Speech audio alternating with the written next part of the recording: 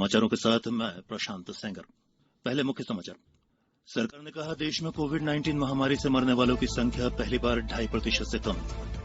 प्रदेश में कोरोना संक्रमितों की संख्या 22,000 से अधिक, 15,000 से अधिक लोग स्वस्थ होकर घर लौटे।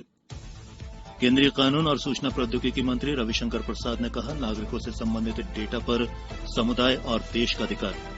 और हमारी विशेष श्रृंखला अच्छी खबर के 54वें अंक में सुनिए, कैसे लॉकडाउन में भी रेशम के कोकून ने बदल दी होशंगाबाद जिले के सैकड़ों किसानों की तकदीर। और अब समाचार विस्तार से। सरकार ने कहा है कि देश में कोविड-19 महामारी से मरने वालों की संख्या पहली बार 2.5% से कम हो गई है। स्वास्थ्य मंत्रालय द्वारा दी गई जानकारी के मुताबिक भारत में इस संक्रमण से मरने वालों की दर दुनिया में सबसे कम है। केंद्र और राज्यों में तथा केंद्र शासित प्रदेश सरकारों के प्रभावी प्रयासों के कारण ही ऐसा संभव हो पाया है।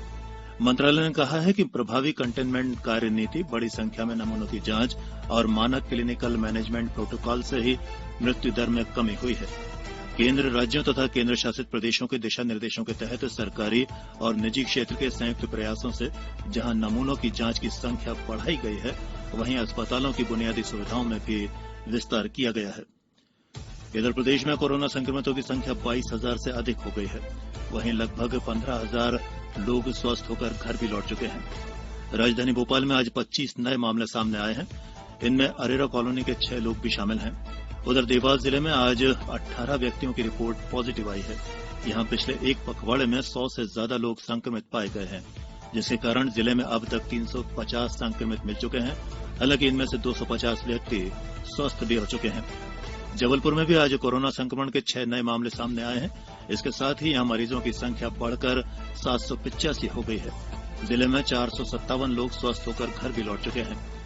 वहीं मुरैना में आज फिर 103 कोरोना संक्रमित मिले हैं। अब यहां कुल मरीजों की संख्या 1,319 हो गई है। जिले में 912 लोग स्वस्थ होकर घर भी लौट चुके हैं।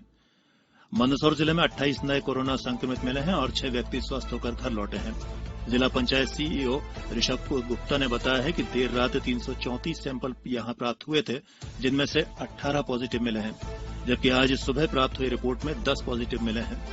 होशंगाबाद जिले के पिपरिया में भी आज 2 नए पॉजिटिव मिले हैं। इसके साथ ही यहां संक्रमितों की संख्या 3 हो गई है, जो कि एक ही परिवार से हैं। उधर शहडोल जिले में 4 दिनों के बाद कोरोना का एक नया मामला सामने आया है, जिससे वहां मरीजों की संख्या 25 हो गई है। आयकर विभाग करदाताओं की सुविधाओं के लिए कल से ऑनलाइन स्वैच्छिक आयकर भुगतान अभियान शुरू कर रहा है। केंद्रीय प्रत्यक्ष कर बोर्ड सीबीडीटी ने बताया है कि 11 दिन के इस अभियान में उन करदाताओं पर विशेष ध्यान दिया जाएगा जिन्होंने वर्ष 2018-19 में रिटर्न नहीं भरा था या जिनके रिटर्न में विसंगतियां थीं। बोर्ड ने कहा है कि ये अभियान का उद्देश्य करदाताओं को ऑनलाइन अपनी वित्तीय लेन-देन की पुष्टि की सुविधा देना और स्वैच्छिक कर अनुपालन के लिए प्रेरित करना है। बोर्ड ने यह भी कहा कि ई अभियान करदाताओं के लाभ के लिए चलाया जा रहा है। इसके तहत आयकर विभाग करदाताओं को उनके वित्तीय लेन-देन के संबंधी सूचनाओं की पुष्टि के लिए ईमेल और एसएमएस भेजेगा। वित्त वर्ष 2019-20 के लिए आयकर रिटर्न भरने और संशोधित करने की अंतिम तिथि 31 जुलाई तय की गई है।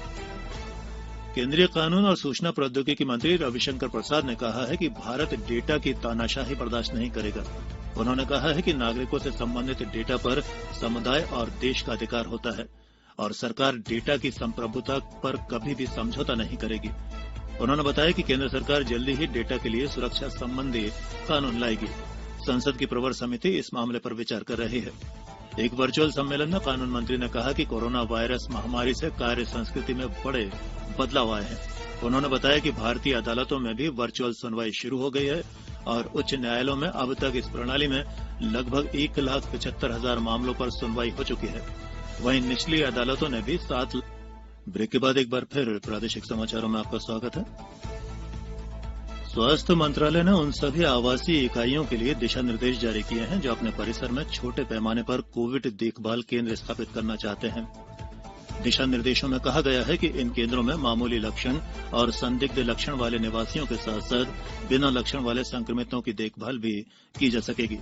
दिशा निर्देशों के अनुसार ये केंद्र वरिष्ठ जन, 10 वर्ष से कम उम्र के बच्चों, गर्भवती और दूध पिलाने वाली माताओं और अन्य रोगों से ग्रस्त संक्रमितों के लिए नहीं होंगे।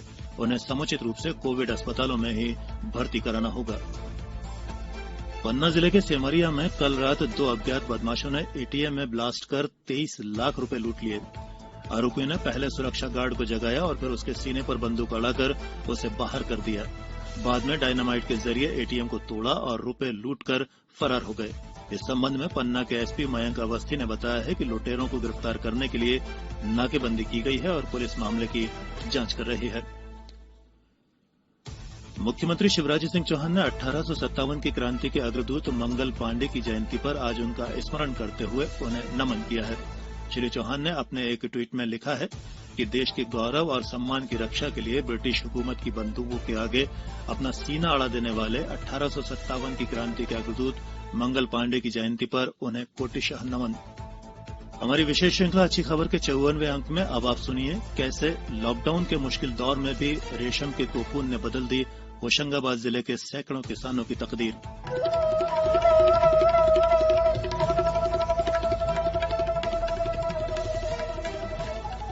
रेशम को आमतौर पर समृद्ध वर्ग से जोड़कर देखा जाता है, लेकिन ये सुनने में जरूर आश्चर्यजनक लग सकता है कि लॉकडाउन के दौरान रेशम सैकड़ों आदिवासी परिवारों की रोजी रोटी का जरिया बन गया है और उन्हें आर्थिक रूप से सशक्त बनाकर आत्मनिर्भर बना रहा है।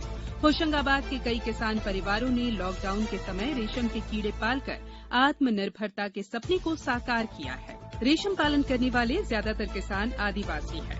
लॉकडाउन में किसानों ने करीब 25 किलो ककून एकत्रित कर 60 लाख रुपए तक कमाए, जिससे किसानों को लॉकडाउन के दौरान भी आर्थिक लाभ हुआ है। मैं ऊसा कुशवाहा ग्राम महंगो तहसील वनखेड़ी। लॉकडाउन के चलते रेशम की खेती से हमें समय पर रेशम विभाग द्वारा भुगतान किया जा रहा है और विभाग हमें समय पर मार्गदर्शन दे रहा है, जिससे मैं विभाग की बहुत बहुत आभारी रहूंगी। प्रकाश कुमार कुशवाहा विगत 6 वर्षों से रेशम की खेती अपनाकर 1 एकड़ खेती से 1 लाख रुपए से 2 लाख रुपए की आमदनी प्राप्त हो जाती है, जिससे मेरी एवं मेरे परिवार की आर्थिक स्थिति बहुत अच्छी हो गई है।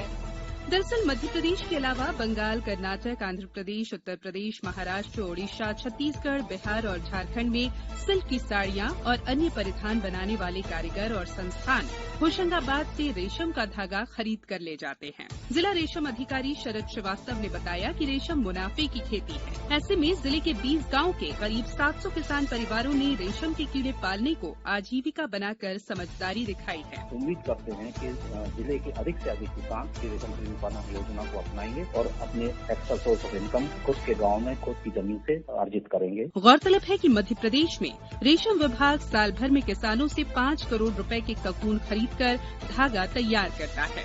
किसानों को भरोसा है कि यदि इस क्षेत्र पर ठीक से ध्यान दिया जाए तो देश रेशम उत्पादन के मामले में आत्मनिर्भर बन सकता है। होशंगाबाद से तनुज तिवारी के साथ समाचार कक्ष से मैं संयुक्ता बनर्जी।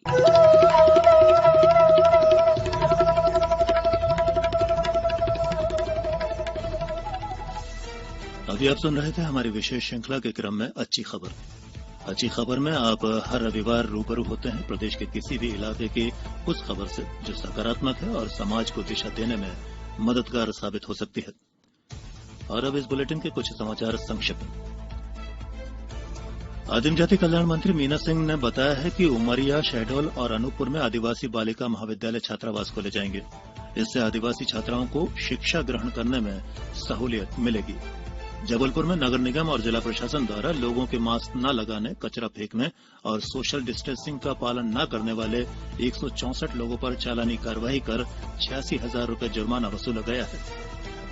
सागर जिले के ढाना क्षेत्र में वन विभाग की कथित लापरवाही से एक आदिवासी की सदमे में मौत हो गई, जिससे नाराज परिजनों ने सड़क पर शव रखकर चक्का जाम किया। होशंगाबाद जिले के खिरकिया में मतदाता सूची में लापरवाही बरतने पर 9 BLO को कारण बताओ नोटिस जारी किए हैं। इसी बीच इस सूची में पुनरीक्षण कार्य के लिए तारीख 25 जुलाई तक बढ़ा दी गई है। गुना जिले के जगनपुर चक में अतिक्रमण हटाने के दौरान घटित घटना के पीड़ित राजकुमार अहिरवार और उनकी पत्नी को कलेक्टर ने 10,000 रुपए की आर्थिक सहायता दी है। मुरैना जिले में अवैध शराब के निर्माण और उसकी बिक्री करने वालों के खिलाफ चलाए गए अभियान में 50 लाख रुपए की अवैध शराब बरामद कर 87 लोगों को गिरफ्तार किया गया है। सीहोर जिले के सोहनखेड़ा गांव में 3 चचेरी बहनों की कुएं में डूबने से मौत होने की खबर है। ये बच्चियां खेलने का कहकर घर से निकली थीं। और नीमच में अब डायलिसिस के लिए लोगों को लंबा इंतजार नहीं करना होगा। कलेक्टर की पहल पर अनेक समाज सेवी आगे आए और इनकी मदद से जिले में 3 नई डायलिसिस मशीनें लगाई गई हैं।